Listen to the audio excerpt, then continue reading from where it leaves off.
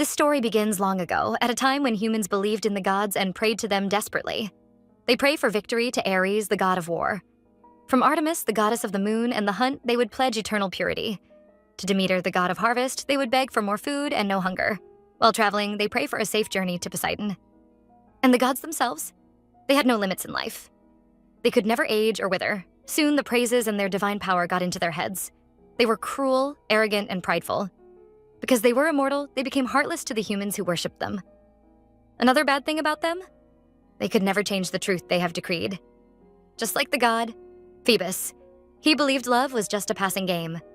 He despised such cheap emotions, thinking they belonged to beasts. The only thing he believes in is reason. That was his truth, one he vowed never to break. Yet here he is, begging for some love from a little nymph. His beliefs have been broken. The nymph refuses him, begging to return to the goddess Artemis. For the first time, his love is rejected by a mere nymph, but there is nothing he can do. This whole tragedy was caused by an arrow shot by the young god, Eros. Because of him, Phoebus' truth shattered into countless pieces. Now, we see several ladies run around the forest.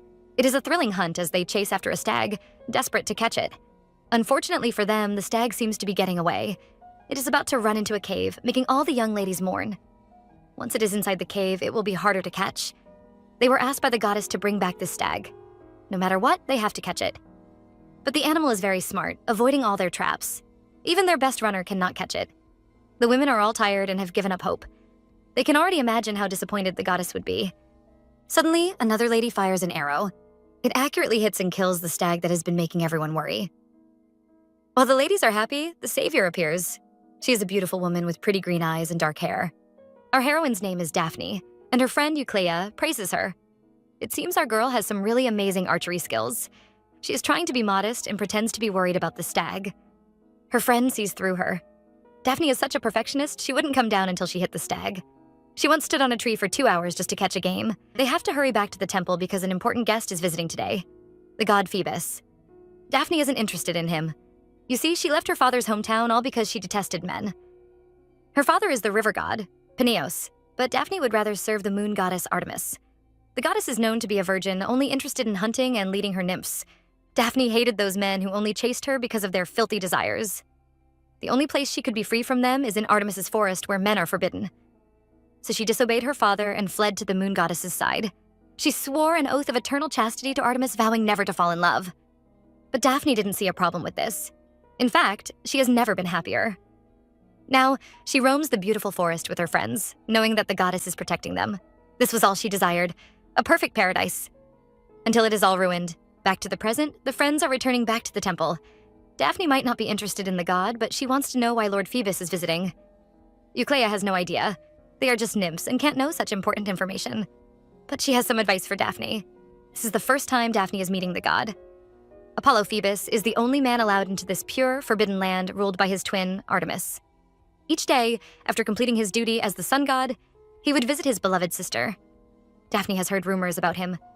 It is said that even the goddess followers, who all despise men, lose their focus whenever he comes.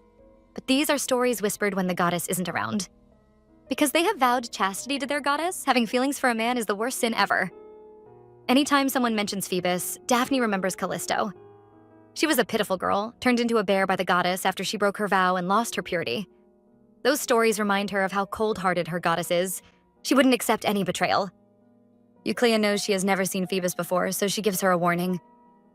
All the nymphs have the same reaction when they see Phoebus. If the goddess ever found out, they might all end up like Callisto. But the girls can't help themselves because Apollo is just too special. Once you see him, you will never be able to look away. Daphne is offended. Euclea just wants her to be careful. She was once like Daphne. She never understood the warning until she saw Phoebus herself. Daphne reminds Euclea this is the goddess's sacred land, and such words are dangerous. Her best friend knows, but she has to warn Daphne. Euclea tells her to be careful because Phoebus has a radiance which makes everyone want to worship him. There has never been any exception. She knows explaining it wouldn't make sense and says Daphne would understand when she sees him. Daphne returns to the castle, but she doesn't take the warning seriously. She is someone who is already tired of men. She ran here because she was tired of the endless courtship and proposals, so why would she worship a man now? The other ladies would praise Phoebus when the goddess isn't around. They call him the most perfect god, and rant about an unseen elegant grace that flows from him. Daphne could never understand them. To her, a man is just a man. There is nothing special about them. Yet the other girls keep praising him, making her wonder what is so special about him. She thinks it is all nonsense. Maybe that is why she did what she did.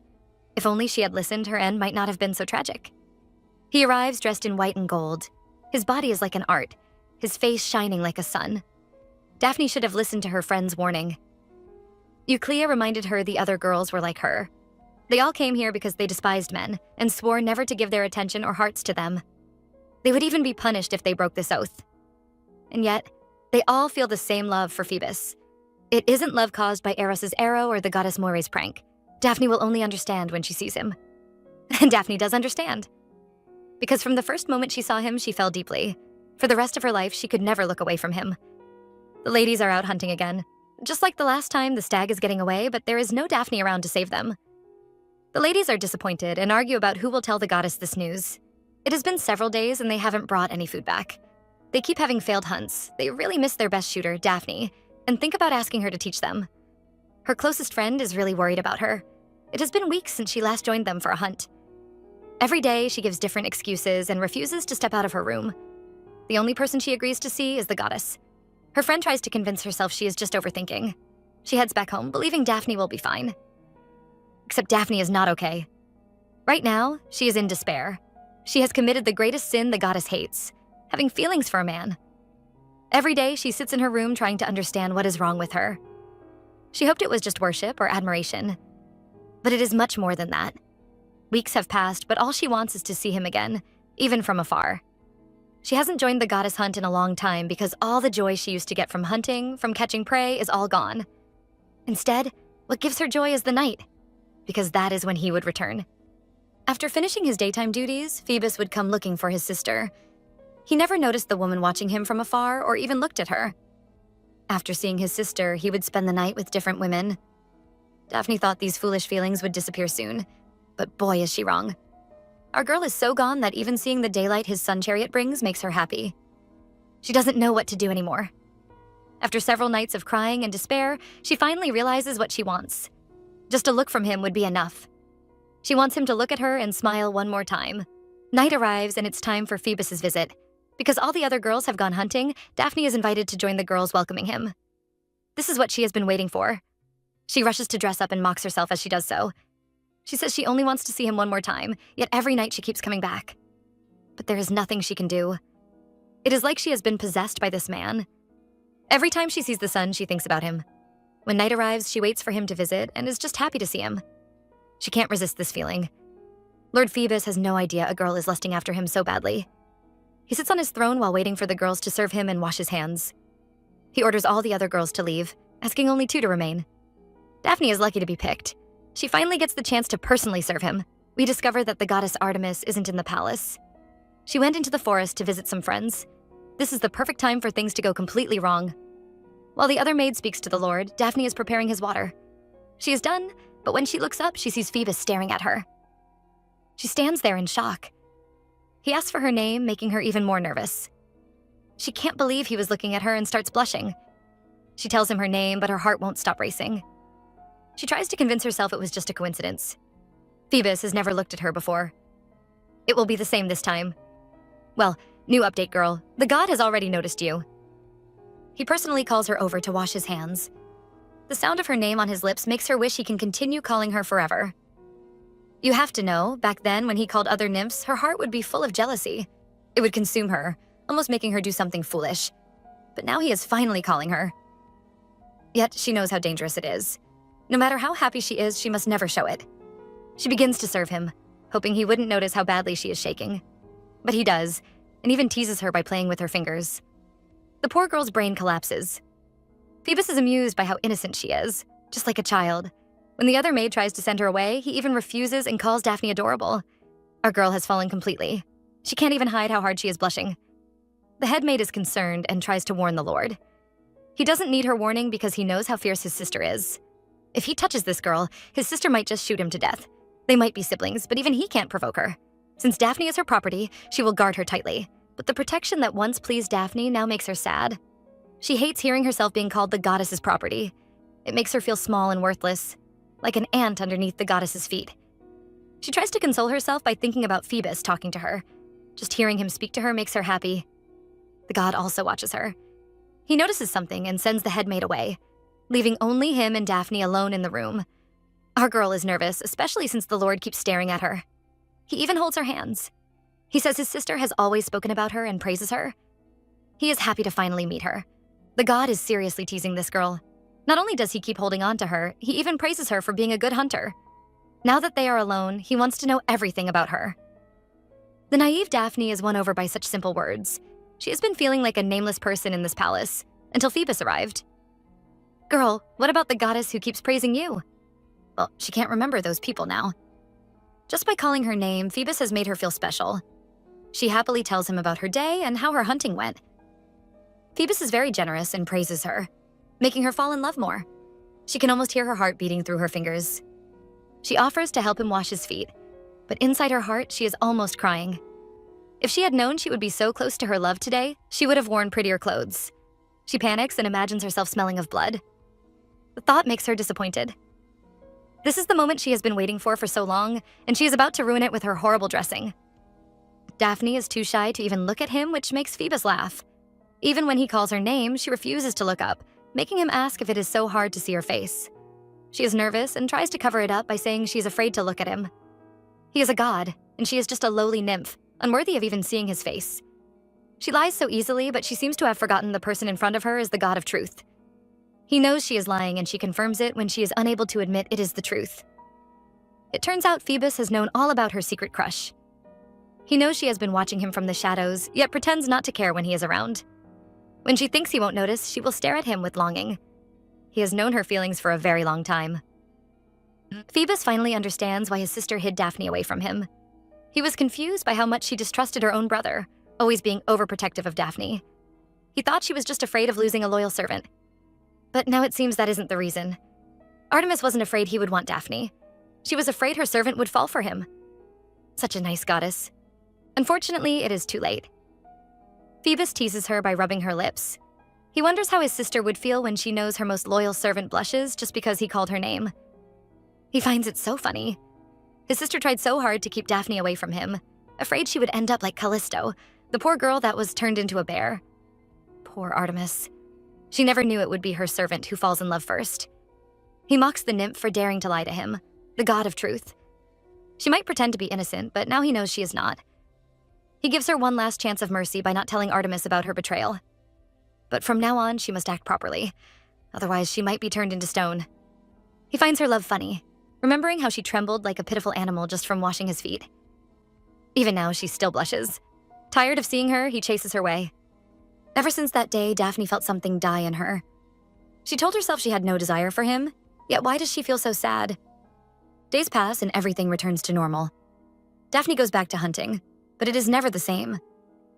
Every moment she thinks about Phoebus. He is the most perfect god, with a radiance that draws worship from everyone. He is also crazily handsome. His body is like art, though I wonder how he trained those abs. She praises everything about him, even down to his clothes. But all these cannot change the fact that he doesn't want her. She tries to live her life, but the pain keeps following her. Now she regrets being so greedy. The pain wasn't this bad before he knew her. Back then, she could still bear the pain of loving him because it existed only in her mind. It was her precious secret. Something only she knew. Now the pain is so bad, she wonders if the god cursed her. Her entire life has been broken. With just a small smile and a look, he showed her kindness, only to let her sink into despair. When she sees him, she almost dies of anxiety. When she doesn't, she feels suffocated and waits for time to pass so she can see him again.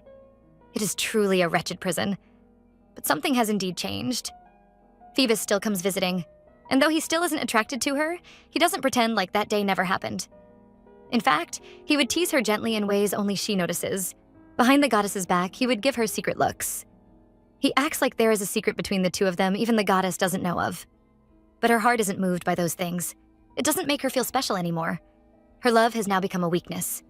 In front of him, she is like a scared child, terrified he would expose her secret at any time. But he wouldn't because he enjoys playing with her, teasing her cruelly, just like now when she's forced to take off his clothes for him. He does that often, personally asking that she serves him. The Daphne of before would have been excited to have this opportunity, but not anymore.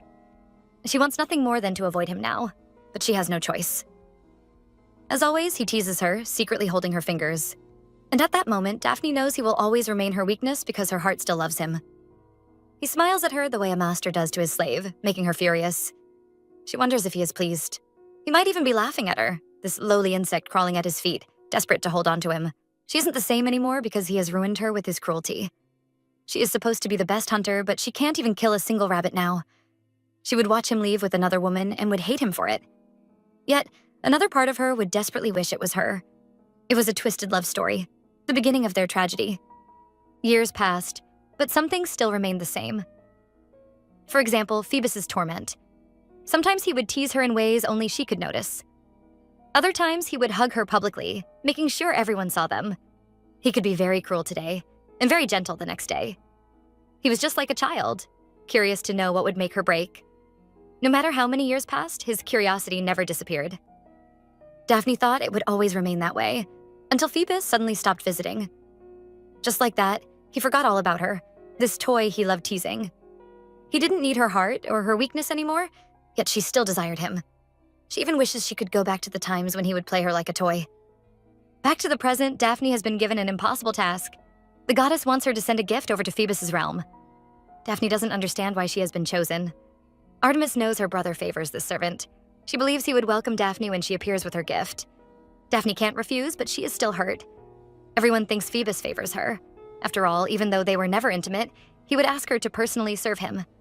As Daphne journeys to find him, she makes up her mind.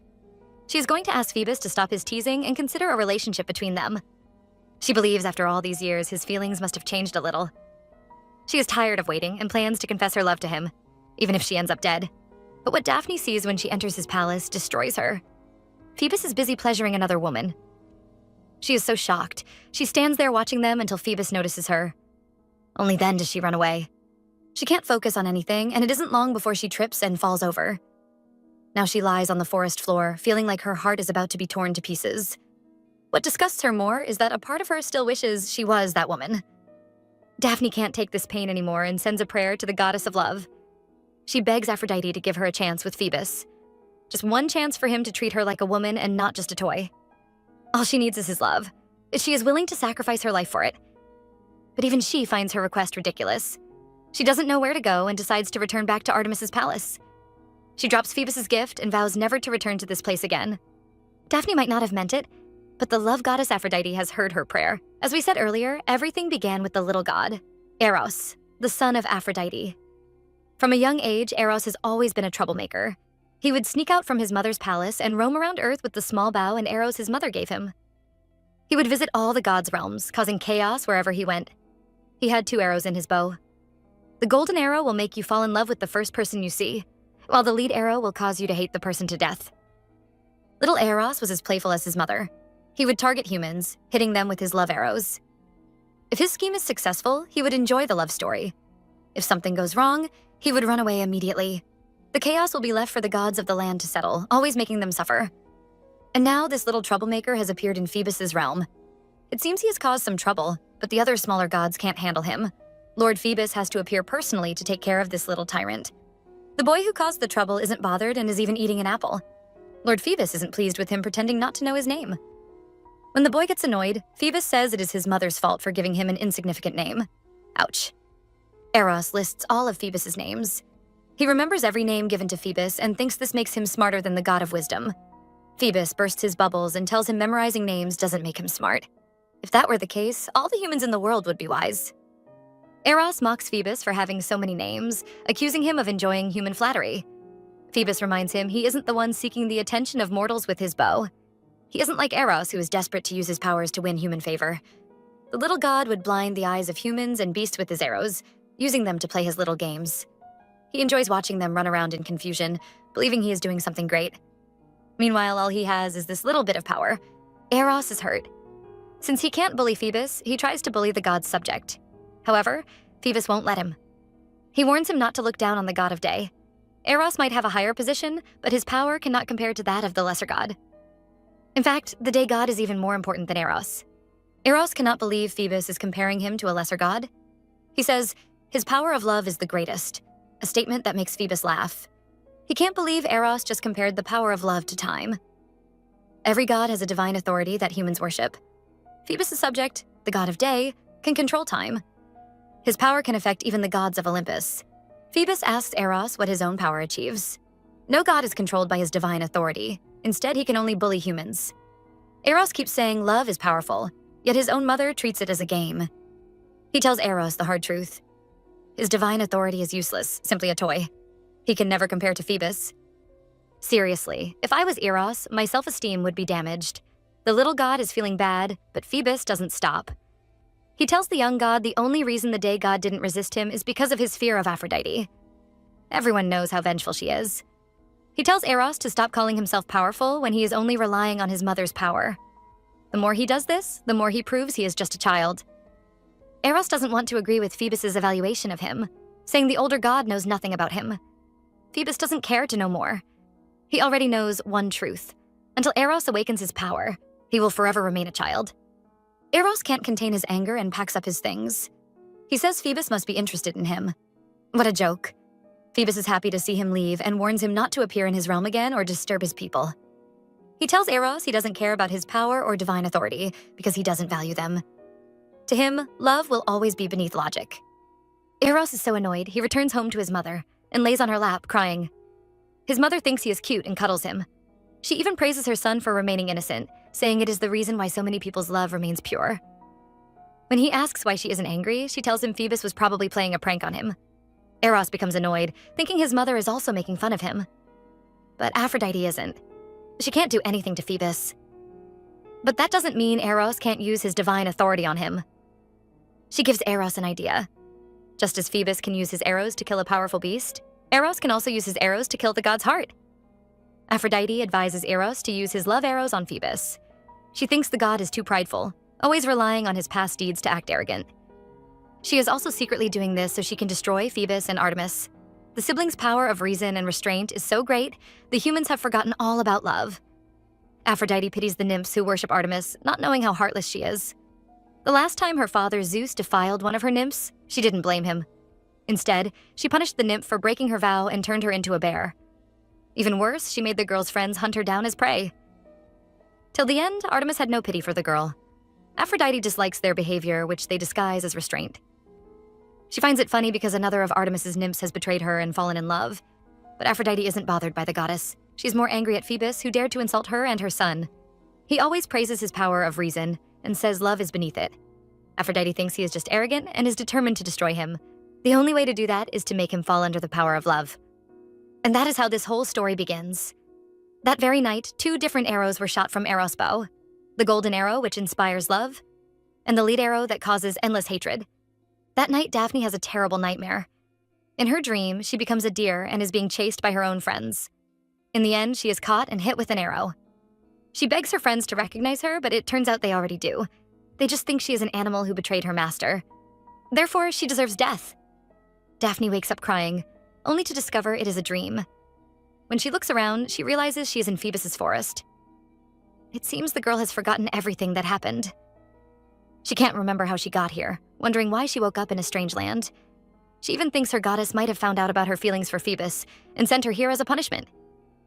She dismisses that thought because the last time she saw the goddess, there was nothing strange. For some reason, everything she sees here, even the stones, makes her disgusted. She is afraid something might have really happened to her. Just as Daphne is confused, a man suddenly appears in front of her. It is Lord Phoebus. To her shock, he seems happy to see her and even calls her his own.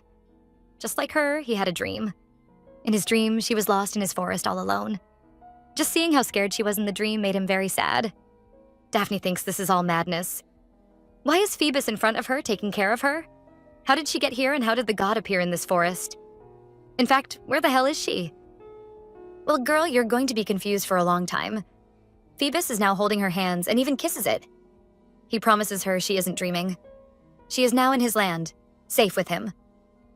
Daphne can't believe it. When she looks into Phoebus's eyes, she sees a look that scares her.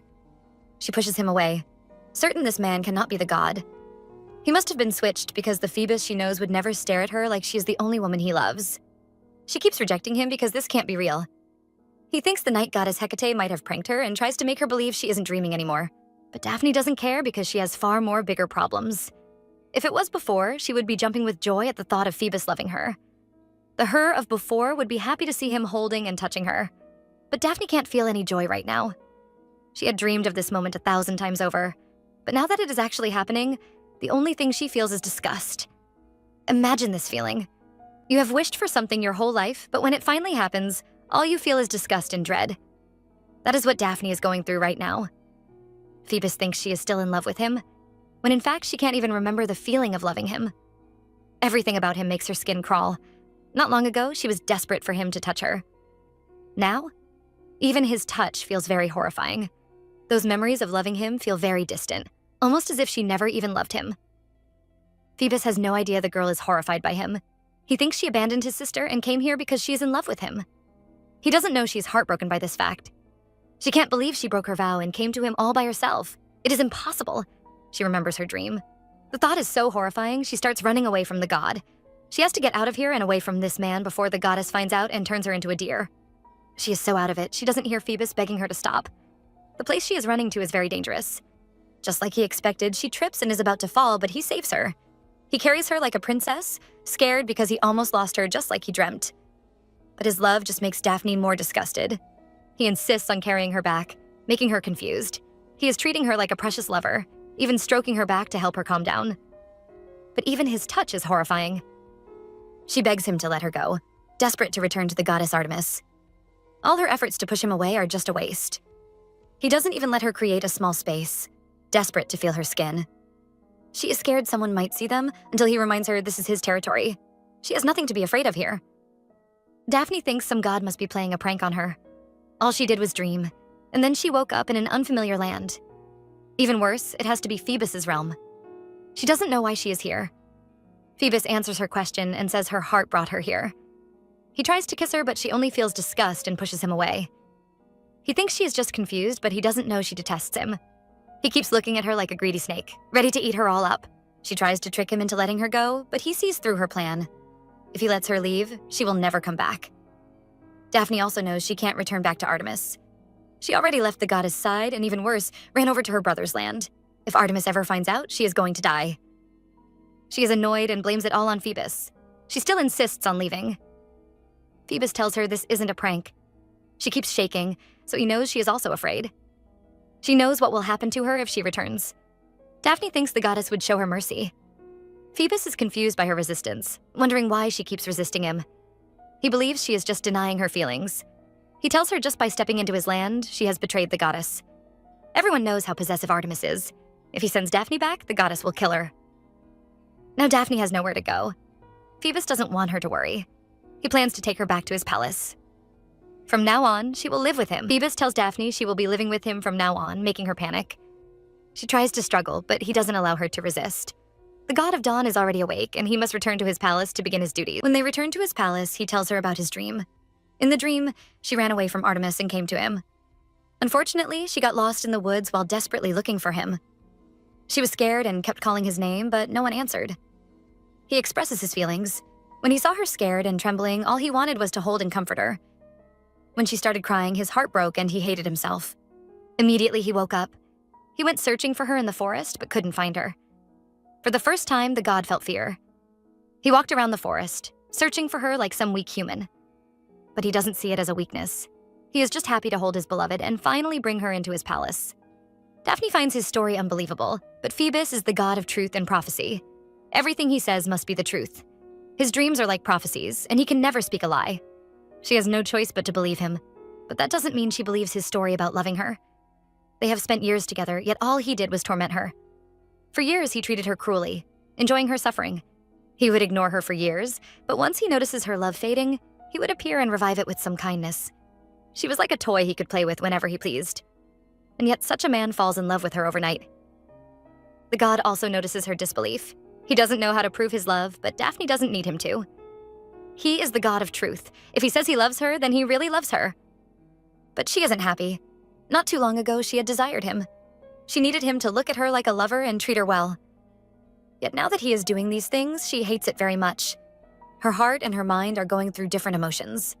Unfortunately, she doesn't know she has been cursed by Eros. She is still wondering what could have made Phoebus change so suddenly, and also twisted her heart, making her hate him. Phoebus keeps trying to convince her this is the right decision. She left Artemis' palace, betraying the goddess on her own. Not even the gods can change this fact. Still, Daphne still wants to go back. She would rather be punished by Artemis than stay with Phoebus. He mocks her for having such foolish thoughts. There is no way she can ever see the goddess again. While she is still sad, he hugs her, happy they can finally spend time together. He wants to get intimate with her, but she isn't interested. She keeps saying something is wrong. Certain something must have happened to change his feelings towards her. The thing we never imagined could happen does. The arrogant Phoebus actually apologizes. The god tells her how sorry he is for mistreating her over the years.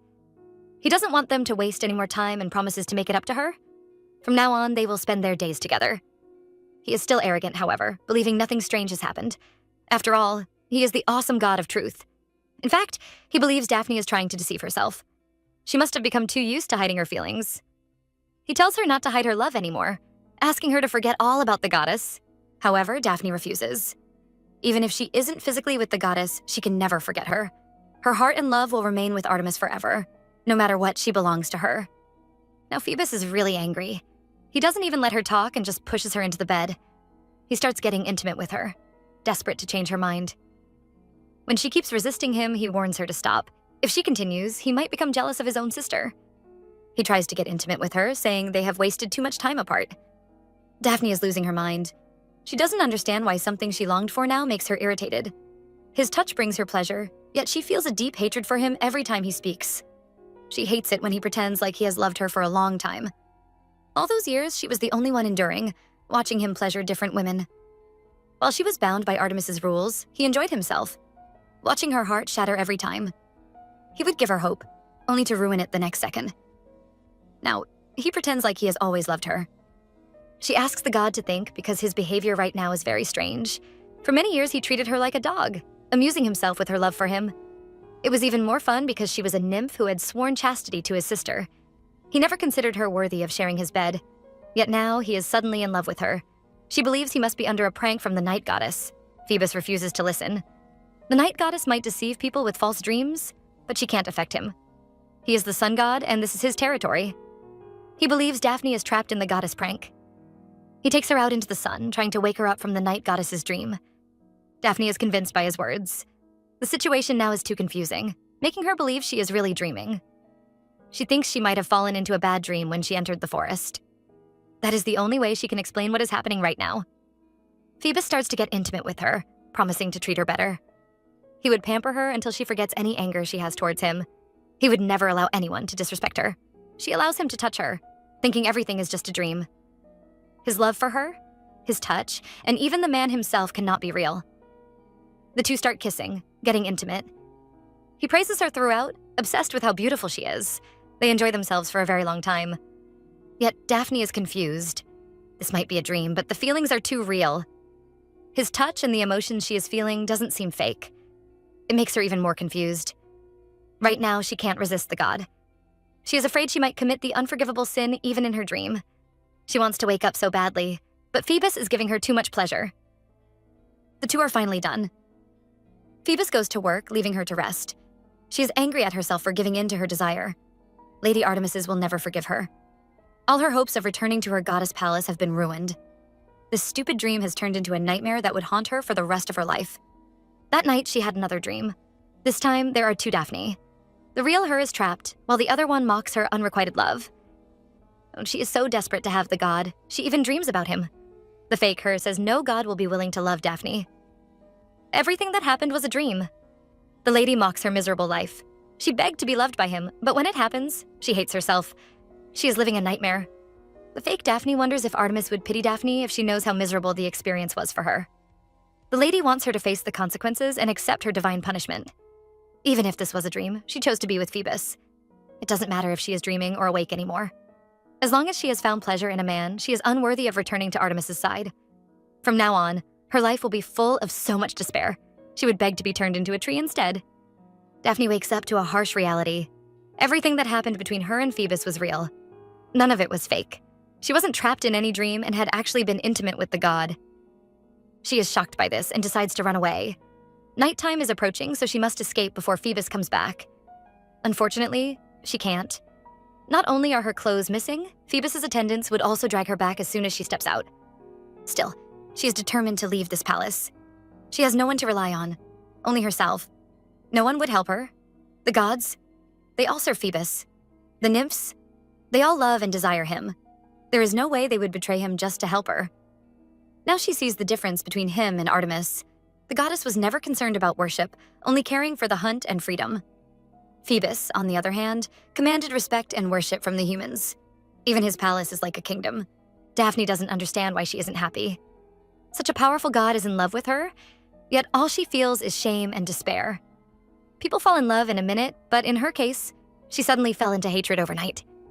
She doesn't love him anymore, so nothing he does makes her happy. His lips, his touch, they all disgust her. The hatred is so much, she even feels like destroying her skin and her body just because he touched it. She desperately wishes she could become a beast and be killed with an arrow just because he touched her. She feels like she is going crazy. She really needs to escape from here. She finds a piece of cloth that belongs to Phoebus and puts it on. She starts running but is soon lost in the huge palace.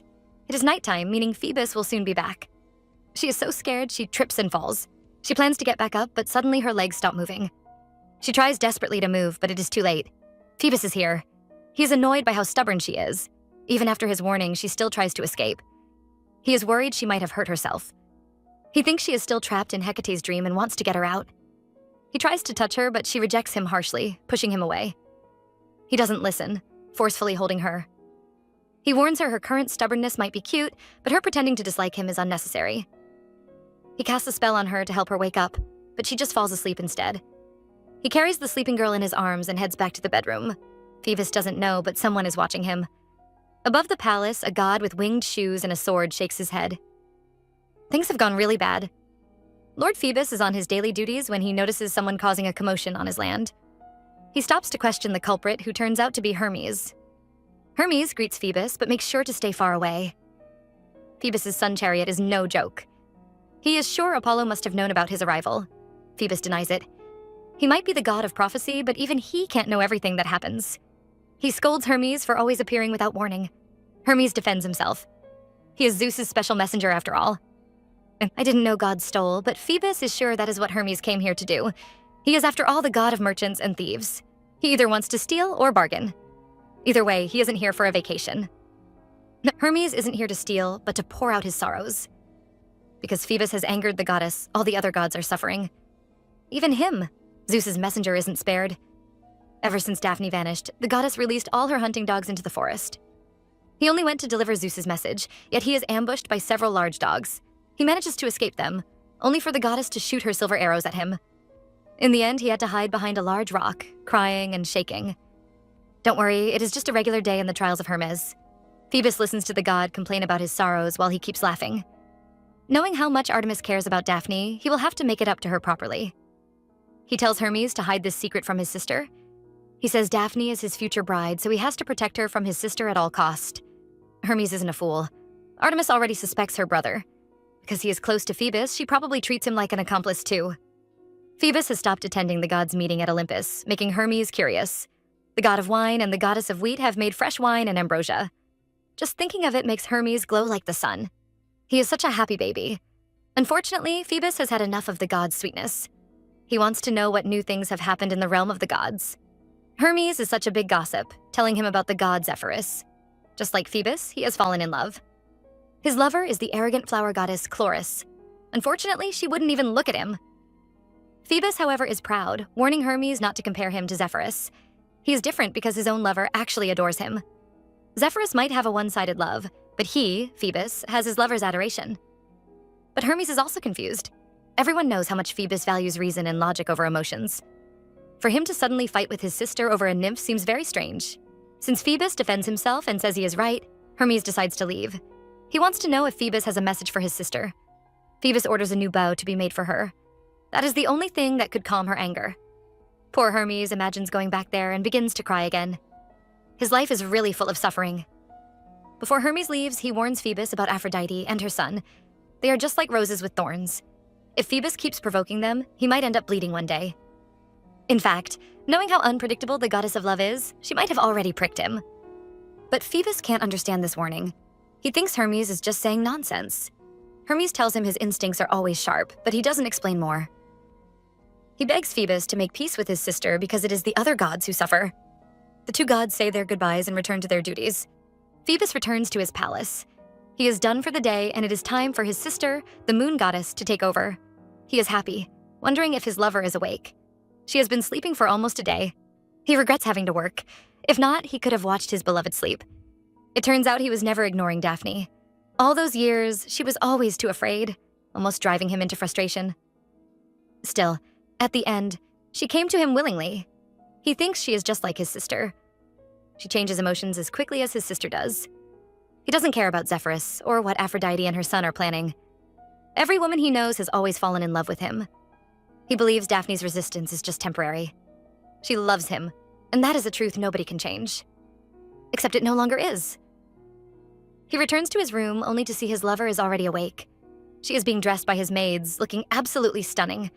She is indeed worthy to be his queen. He is worried about her injured ankle and checks on it. He tells her to stop stressing and only focus on her health. From now on, all she needs to do is rely on him. He expresses his feelings, but she refuses to say a single word. He tells her to rest and suggests taking her to bed. I'm confused. Did she just dress up only to go back to bed? Well, it seems so because he actually carries her into the bedroom. Daphne keeps crying. During the day when he leaves, the hatred in her seems to fade. But once night falls, it returns, making her sick of him. She is full of anger as she remembers her failed escape. She used all her strength, yet she couldn't even make it past the door. The last thing she remembers is him using his power to make her fall asleep. She asks him if he doesn't find her behavior strange. She came into his land on her own, eager to see him. Yet now she is screaming and begging him to let her go. He doesn't think it is strange, however, because his own sister always has such mood changes. He thinks she must have learned it after serving the goddess for a long time. He even believes she is having delusions. Daphne is tired of explaining. No matter what she says, he believes her strange behavior is just because of mood swings. He uses the intimate time they spent on the terrace against her. She accepted his touch because she loves him. He never forced her, she chose to accept him on her own. He remembers how she was in the past, never able to hide her love for him. Yet she had to do so because of the vow she swore to the goddess. He says she must have felt guilty for betraying Artemis and decided to deny everything by convincing herself it was all a dream. He thinks she is angry and regretful. He believes her resistance is temporary. She would soon be back to loving him. Daphne only agrees with one thing. She really regrets ever allowing him to touch her. She woke up in a strange land, and suddenly he appeared before her, treating her like a lover. She thought it was a dream because it made no sense. If she had known it wasn't a dream, she would never have followed him or allowed him to touch her. It is too late now, but she still wants to go back. Phoebus doesn't like to hear those words. He can tell she still wants to return to his sister's palace and tells her it is impossible. Only one fate awaits her if she returns to Artemis. But Daphne doesn't care at all. She knows she will end up like Callisto and is ready to accept her punishment. She knows Phoebus's feelings can change at any time. One day, he might decide to get rid of her. She would rather die at the hands of her lovely goddess Artemis than allow this hideous god to end her life. She feels very guilty. Just by loving Phoebus, she had already betrayed the goddess for many years. In the end, she still betrayed her physically by sleeping with Phoebus. She knows there is no way Artemis would let her live. All she can pray for is that the goddess gives her a swift death.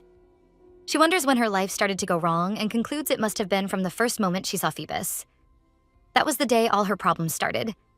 Right now, all that is left of that love is a deep resentment. She's already used to him playing with her feelings. She believes this new love for her must be a new game he created just to find some amusement. She regrets ever loving such a vile being like him. She just wants to let everything go and disappear. She has made up her mind and tells him to let her go. He has already had his fun with her, so now she wants to return to the goddess side. She reminds him of how he always toyed with her love, giving her hope and yet crushing it. She wonders how amusing it was for him to watch a lowly nymph like her beg for his love. Just like he always did before, she wants him to stand back and watch her life. Phoebus is annoyed. She acts like he purposely toyed with her, treating her like a game. He tries to confess his feelings, to let her know it was never a game for him. But he can't. Since he can't use words to express his feelings, he decides to get intimate with her to show her how much he loves her. She tries to resist him, but he is too strong. He says he has always desired her, but she would be a fool to believe him. All those years, he toyed with her like she was an insect. He has always been a playboy, playing around with women and throwing them away. Now he suddenly wants to play around with an insect like her. He doesn't even care about his dignity as the sun god anymore. Daphne suspects he must be under a goddess prank, or even worse, playing a game with her. She is so angry, she curses him and calls him different horrible names. I certainly can't repeat those words, but in short, she says there is nothing good about him. She declares his tricks won't work on her anymore because she has stopped loving him. Phoebus refuses to accept this truth. He keeps saying her feelings can't change overnight. He is angry at the words she said, comparing him to a foolish boy and making him out to be some wretched man. Daphne is shocked when she sees the look on his face. Phoebus actually looks hurt. Daphne believes her life would soon end, but before it does, she wants to know why Phoebus's behavior suddenly changed. After treating her like an insect he could abandon any time, why did he bring her to his palace? For many years, all he ever did was cause her pain. Now he stares at her, acting like he has been hurt. She cries as she asks why he has always been so cruel to her. Even after she said she wants to return back to Artemis, he refuses to listen. Instead, he dresses her up in fancy clothes, treating her like a doll. Phoebus is tired of her saying this. He can't understand her. She has always loved him and even entered his forest to find him. She didn't reject him the last time they got intimate, so why is she suddenly treating him like she hates him? Like all typical males, he can't understand her and decides that the only way they can end the arguments is by getting intimate.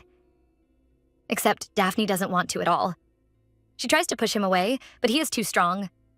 Phoebus is as arrogant as ever, thinking she just wants to get revenge on him for everything he made her suffer. He can tell she resents him and decides to teach her how to get her revenge. The nymph tries her best to resist the god, but he is just too strong. No matter what she does, she can't push him off. She is starting to lose her breath. The god finally stops and tells her what his brilliant method is. It is so smart, it would get an F if graded. He actually wants her to deceive herself into loving him. Even though she resents and hates him, anytime he touches her, she must act like she is interested. She must kiss him back and hold him tightly. He doesn't care about her feelings. As long as she's here, she must get rid of that hatred and pretend to desire him even if she doesn't. Such a disgustingly cruel god. He says only by pretending like she loves him will she get her revenge. He doesn't want to know why she appeared in his forest or what she feels for him. He just wants her feelings to remain the same. The proud god finally shows some weakness. He desperately tries to convince himself she still loves him. He is willing to let her hate him or torment him. All he begs for is that she remains by his side. Daphne has never seen this side of him. He is worshipped by everyone, always surrounded by noble and beautiful things. As a god, nothing dirty can come near him. Yet, here he is begging a dirty woman like her to remain by his side. He wants a woman who broke her vow to the goddess, a woman whose life can't even be compared to an insect. He keeps telling her to get her revenge, but what can a lowly nymph like her do in front of a god? If she isn't careful, she can even lose her life in an instant. When he keeps trying to touch her, she tells him this is assault. Just that word is enough to destroy the god. But seeing him shattered isn't enough for her. Something inside her keeps controlling her, wanting her to cause him more pain. She hates him for toying with her and now acting like a desperate lover. Phoebus destroys her wish to go back when he tells her the goddess already knows she is here. After a day passed and Artemis didn't see her, she released all her hunters into the forest, searching for Daphne desperately. When he saw how desperate she was, he felt pity. He appeared to his sister in the dream and told her the truth. He told her everything, including the intimate moment he shared with Daphne and how much the nymph desires him, but all Daphne can think about is how she missed the chance to escape. She is hurt when she realizes she could have returned to the goddess if he hadn't stopped her. Phoebus tells her his sister would have killed her if she went back. He knows she wants to confess her sins to his sister and let her take her life, but he would never allow that. If she dies, he can never see her again. He might be a god, but even he is powerless in the face of death. Daphne doesn't care about his feelings. She knew she had defiled Artemis with her heart, but hoped her body was still pure.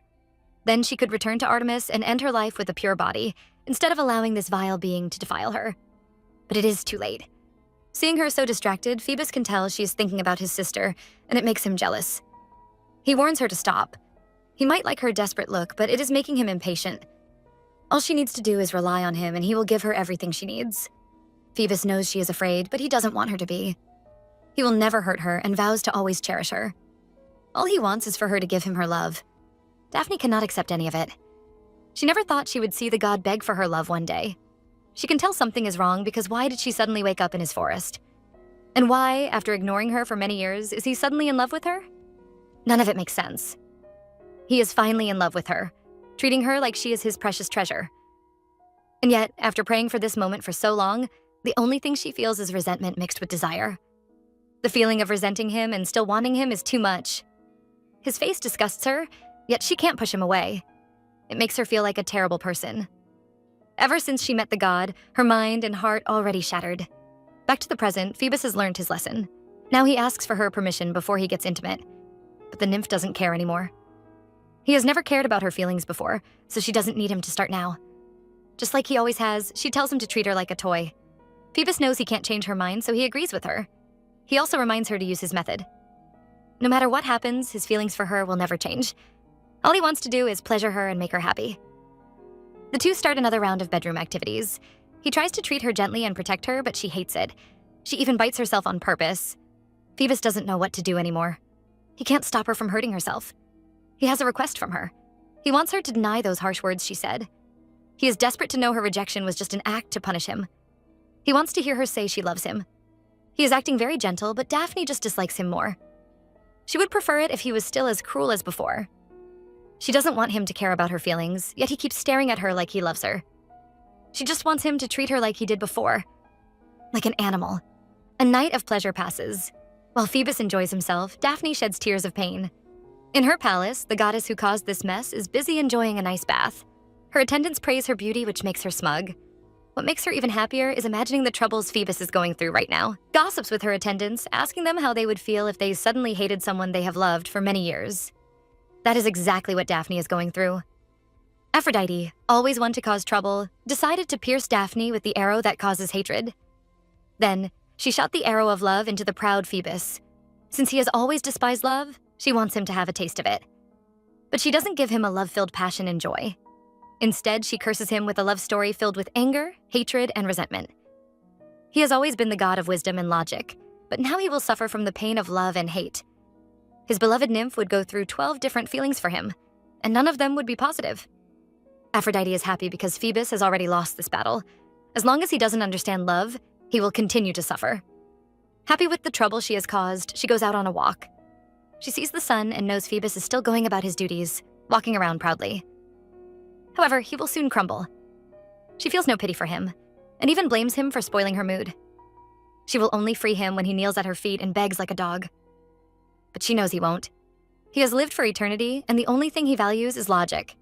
As a god, he can never change his divine nature. Unfortunately for him, humans are always the quickest to change. Even though they have limited time, they spend it changing their minds. And this is why Phoebus can't accurately see the future. Humans, using their free will, even dare to insult the gods, desperate to master their own fate. Aphrodite thinks they are interesting and pitiful creatures, just like Daphne. She is ready to watch Daphne struggle like a human, curious to know how their love story will end. Daphne has no idea someone is watching her suffering like a movie. Every day she comes out to stare at the sky, but it doesn't take away her agony. Her mind is a mess. Her emotions change 12 times a day. When Phoebus leaves, she feels relief. When the sun rises, she becomes dizzy with longing, desperate to see him. When evening arrives and he comes back, all she wants is to disappear from his sight. She is a mess. She dislikes this feeling of resenting him, yet desiring his pleasure. She finds no comfort in the night and day. Both fill her with regret and self-loathing. Her life is full of despair, running like a cycle. In the morning, the maids wake up and dress her up like a doll. Desperate to escape, she falls into dreams, only to be woken up when he arrives. She has lost herself, no longer having any motivation or will to survive. She remembers her life before Phoebus. When the beautiful goddess rose with the moon, she would chase after her light, hunting with her friends. She loved the forest and the feeling of freedom that it gave her. Back then, her face was always full of joy. Those were the days when she was truly alive and happy. Daphne remembers her old life. She ran away from home because she despised the idea of marrying those disgusting men and bearing their children. All she wanted was her freedom, and yet here she is right now, trapped in a god's palace. What an irony. Daphne can't bear the pain anymore. She kneels and cries to the gods, begging them to take pity on her and free her. But who would answer her prayers? Is it Artemis who refuses to have her purity defiled? Or Zeus who defiled Callisto and caused her death? Right now, the gods are all the same to her. In the face of their own needs, humans are worthless to them. They would play with humans without any guilt, treating them as toys to fulfill their desires. The gods care only about themselves.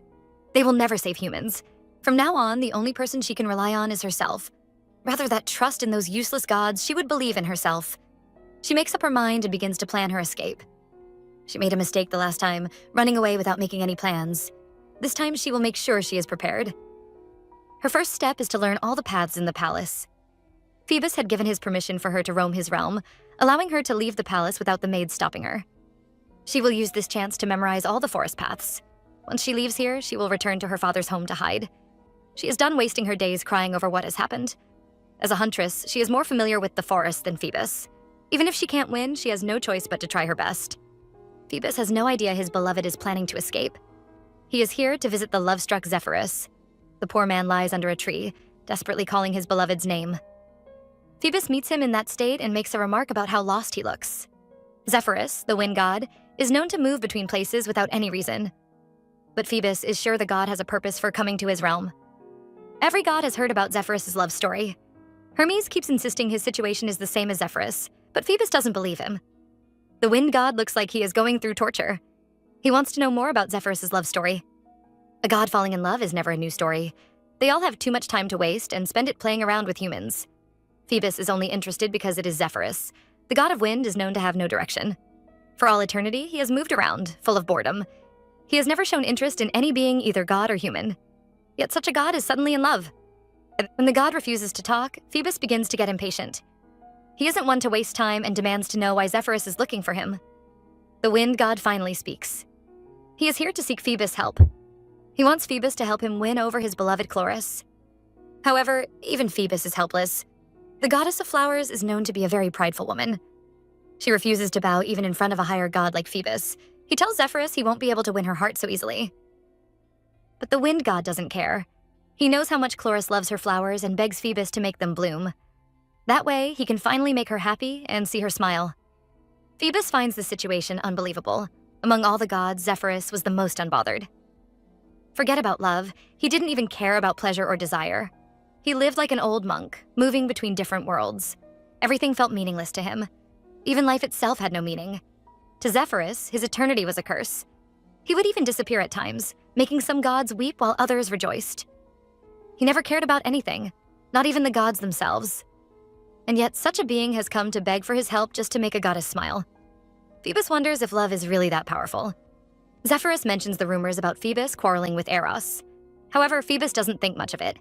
To him, he was just amusing the love god. He looks down on Eros, thinking he is just a child and not worthy of being his equal. Among all the gods, Phoebus believes his power of reason remains superior. Zephyrus didn't come here to speak for Eros. He doesn't care about such a troublesome child and doesn't want to be involved in their quarrels. He confesses and tells Phoebus he was right. To Zephyrus, his eternity was a curse. The humans worshipped and desired it, but to him it was torture. Every day felt the same to him, endless and full of emptiness. People worshipped his wind as a sign of freedom, but it was a sign of his empty spirit. He moved around with nowhere to go, living a meaningless life. He thought his life would forever remain that way, until he saw her.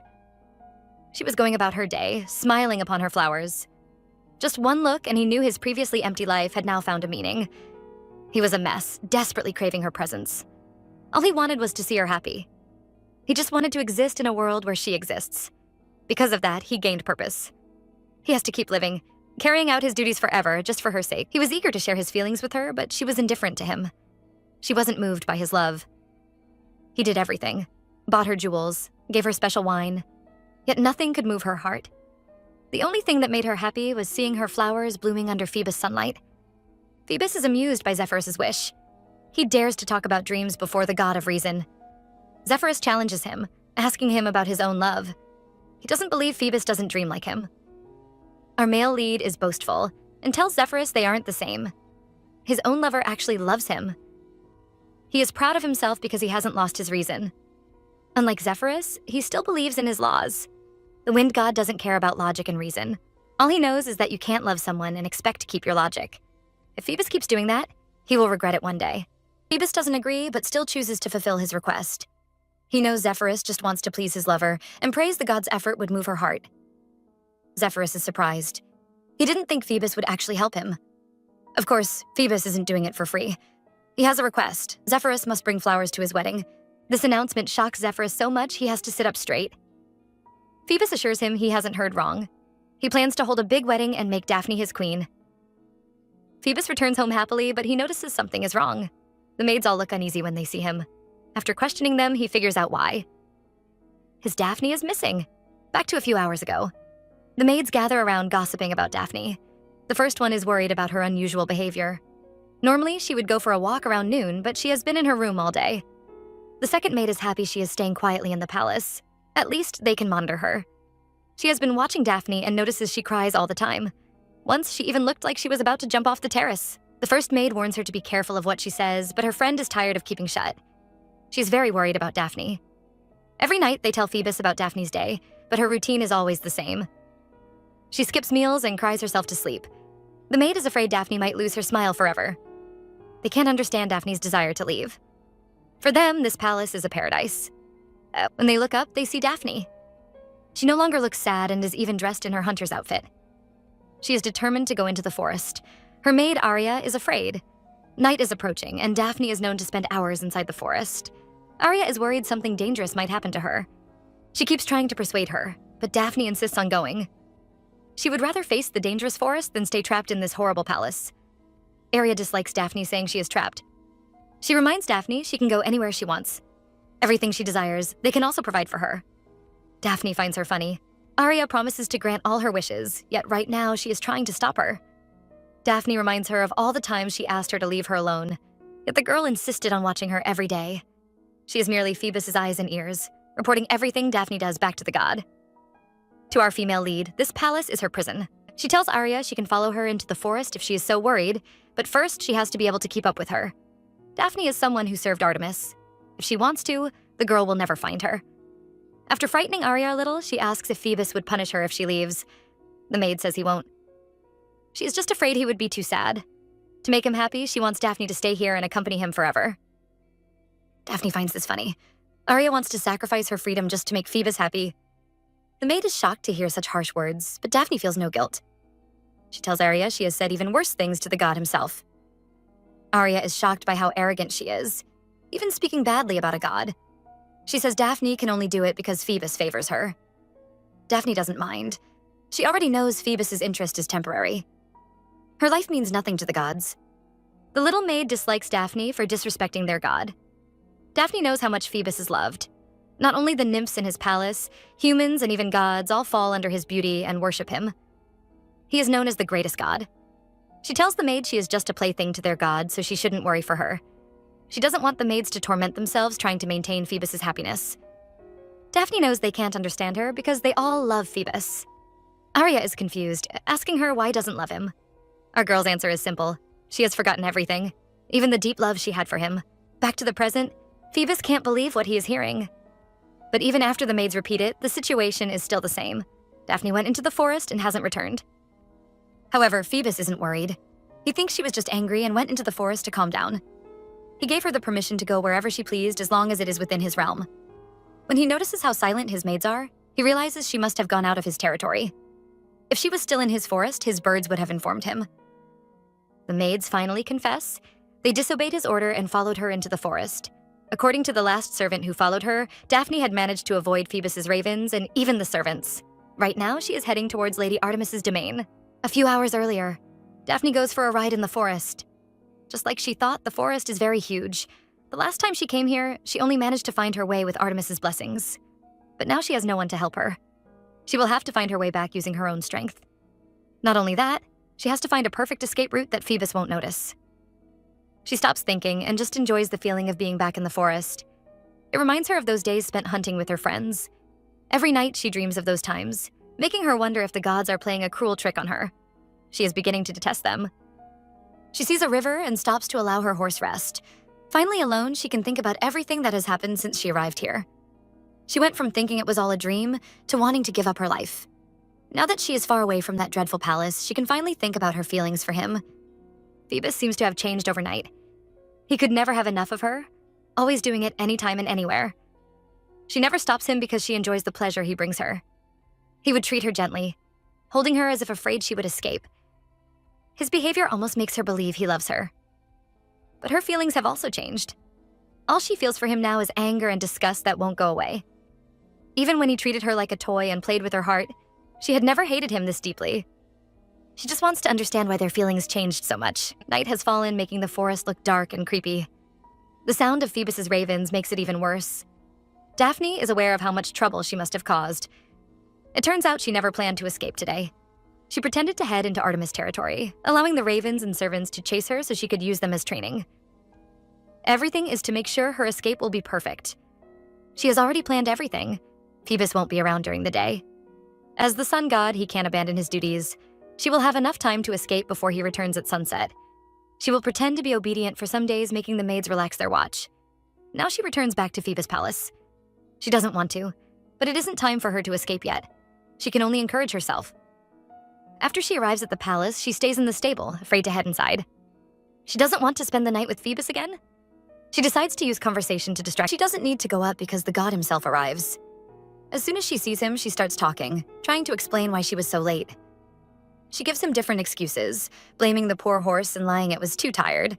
She reminds him he was the one who gave her permission to explore his realm anytime she likes. Phoebus says he did, except he already knows she sneaked out of his realm. Phoebus wants to know if she enjoyed her day outside his realm. His sister is still searching for Daphne, sending hunters into the forest every night and day. Phoebus knows she could have easily escaped. He had ordered his servants to let her roam the forest freely until she returned on her own. He didn't even allow his guards to watch her because she disliked it. She had promised to return no matter how many times she entered the forest. Because that was the first time she asked for his trust, he agreed and gave her freedom. Seeing her return, he is happy. He knows how much she loves roaming the forest. Since his land isn't big enough for her, he plans to marry her and make her a god. Then she can live for eternity. His confession makes Daphne furious. She regrets ever trying to have a conversation with him. He is still the same selfish god, only hearing what he wants and following his own feelings. He claims to understand her, but refuses to listen to everything she says since she came here. She told him about the disgust his touch brings to her, and the stifling anger she feels anytime she sees him. Yet every time he ignored her words, claiming it was just anger caused by her unrequited love. He always says her love will return. Just as he suddenly started treating her like a lover after ignoring her for many years, he will discard her after the wedding. So why should she love him again? She agrees to get married to him, but it will have to be in the goddess's realm. Before the wedding even begins, she will be killed by the goddess Arrow, and he will forget her quickly. Phoebus has always known her thoughts. He knows how much she wants to leave him, even choosing death just to escape him. Every day he worries, afraid he would finally lose her. He thought she would disappear today, but she came back. He makes a vow to her. As long as he remains the god of truth, he will forever love her and will never let her go. Right there, he starts to kiss her. She tries to resist, but he doesn't let go. He promises her he isn't like those other men she knew before. He will treat her well, but first he has to punish her. But Daphne isn't listening. The smell of the place disgusts her, and she can see the horses watching them. She can't believe he wants to sleep with her in such a place. Right now, she thinks she's no different from the beasts themselves. She finally understands how the dead Callisto felt. From the start, the girl must have chosen to become a bear. No human would be willing to understand the mind of beasts, only using them for their own needs. Just as humans wouldn't want to talk to a beast and understand them, it is the same for the gods. To them, humans are just like beasts in their eyes. They would take them whenever they feel like and discard them when bored. She thought she could rely on herself and defeat the gods, but only now does she understand how funny she must have looked to them. The god realizes something is wrong with his lover. Her body is cold. He is amused, thinking she was shocked by the thought of him sleeping with her right there. But when he sees the tears in her eyes, he realizes he must have gone too far. He starts begging her, trying to explain what he felt. The thought of her disappearing from his life made him lose his mind. But even still, he never planned to sleep with her there. He can't even bear to punish someone so fragile like her. He feels bad. He says he doesn't want to lose her, yet he has frightened her so badly. He keeps begging, but Daphne doesn't care. To her, nothing matters anymore. She tells him to do whatever he wants without considering her feelings. If he desires her, he should just take her anyhow he wants to. Just as he said, she is now his property for eternity, so he can claim her in any way he wants. Daphne finally knows how to hurt the god. She doesn't even need to use any strength. All she needs is her words, and so she tells him not to apologize to her. It doesn't matter how or where he touches her, every touch of his is just as disgusting. Those simple words are enough to break the god's heart. Phoebus is heartbroken. It was never his plan to hurt her. His emotions just went out of control when he returned, and the maids said she was missing. He wanted to respect her boundaries and not look for her, until they told him she was heading back to Artemis Palace. He kept worrying about her, terrified that something horrible might happen to her. It was his fear of losing her that made him so impatient. He wanted to get intimate, not knowing his actions would make a part of her disappear. Now he begs her, desperate to stop her tears. He admits his wrongs, but even that won't bring back the smile on her face. For the first time, the great Phoebus looks close to tears. He doesn't know what to do or if she is even listening to him. Even seeing him broken can't change Daphne's mind.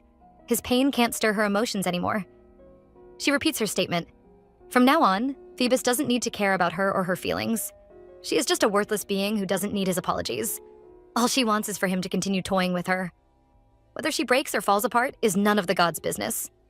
The sound of the rain feels like tears to Daphne. She finds her life very miserable. In this whole earth, there is no one who would shed tears for her. She is just a pitiful nymph who has been trapped by a great god. It feels like rain is mourning her death. Phoebus is about to cry. He is terrified of this change as hugs her, trembling. He keeps begging for her forgiveness, but Daphne doesn't feel anything. She feels nothing for this man who destroyed her body and heart. Even his love and beauty can't move her heart anymore. There is no anger towards him either. All she feels is emptiness. She is tired of loving and hating him. Now, she has no feelings for him any longer, not even anger or pity. He has finally killed her heart. She remembers her past. She was born to a river god. Her life was supposed to flow smoothly and freely without any hatred. But Phoebus destroyed everything. Now even her memories of her life before him can't bring her any joy. Daphne is trapped in another dream. This time, she returns to her father's river watching the younger version of herself. She was born as the daughter of the river god with a life that was supposed to flow like water, smooth and free. She had no need for men, love, or feelings. Her life back then was dazzling and full of life, until it was all ruined. Daphne finally realizes what she has lost. She has lost herself. Even if she goes back to the past, her life will never be the same. She will never be happy because her soul is already broken. She regrets ever loving Phoebus. She regrets ever leaving her father's homeland and meeting Lady Artemis. If she had never even been born, she would not have known such pain. In the dream, she hears a voice. The voice expresses pity for her. This wretched soul who has been wounded so many times, it begins to blame itself. Daphne is surprised because she knows this voice. It is Callisto. The dead girl asks if she wants to escape from Phoebus. She knows Daphne wants to return home, but her father can only hide her for a short while. The only place Phoebus can never reach is the underworld. But Phoebus will never allow her die. From the beginning of it all, Daphne was never given a choice. Daphne asks for advice, but the only one Callisto can tell her is to return to Lady Artemis's forest and die miserably. She only has two options now: remain with Phoebus or return to Lady Artemis. Daphne wakes up to find Phoebus personally washing her. He has been watching her while she slept and now wants to know what she dreamt of. She refuses to speak, instead chasing him away. He doesn't argue and agrees to leave so she can rest. Still, he doesn't want her to be alone and offers to send a maid to accompany her. But once he is alone, the god shows his pain. The new Daphne makes him panic. He prefers the angry woman who hated him. At least then, she still felt something for him. Now, she treats him like a stranger who means nothing to her, making him feel empty. For the first time, the great god actually sheds tears. No revenge could be crueler than this. It is days after that event. Ever since that day, Daphne has refused to step out of her room. Even the anger and resentment she used to show him is all gone. This should have made him happy, but it just makes Phoebus panic. Right now, he is even afraid to enter her room. He wants to know everything about her, speak to her, but no matter what stories he tells, she never listens. When he finally enters the room, he sees her looking like she might disappear at any time. It makes him afraid, feeling like he can never hold on to her. The great god Phoebus is like a servant now, patiently cleaning her feet. He is worried about her because the maids say all she does is sleep when he isn't around. He is afraid he has been too rough during their intimate moments. Daphne, however, isn't worried about that, even revealing she is the one who asked him to be that way. She always says she doesn't feel pain, but Phoebus doesn't believe her. He thinks she is lying out of concern for him, afraid he wouldn't fill his desire. Daphne reminds him he is the god of truth, so she can't lie in front of him. She is afraid she would be punished just like that day. The mention of that incident brings back Phoebus's guilt. He tells her he never planned to punish her. She is too delicate to be punished. He tries to apologize again, but she stops him. She doesn't want his apology, she just wants to assure him she knows her place. She holds his face, telling him he takes good care of her, which is why she looks satisfied. He doesn't believe her and insists on checking her. He notices her privates are injured and refuses to believe her word from now on. Now he regrets ever sleeping with her. He wants to leave so she can rest, but she refuses. She wasn't lying when she said she was fine, because she truly can't feel pain anymore. She has lost all her emotions and forgotten every incident. The only thing she needs from him now is his touch. She craves him because the only thing that can make her feel alive again is his touch. She doesn't want a great god like him to keep worrying about someone as unimportant as her. Now the roles are reversed. Phoebus is now the one who blushes just from her single touch.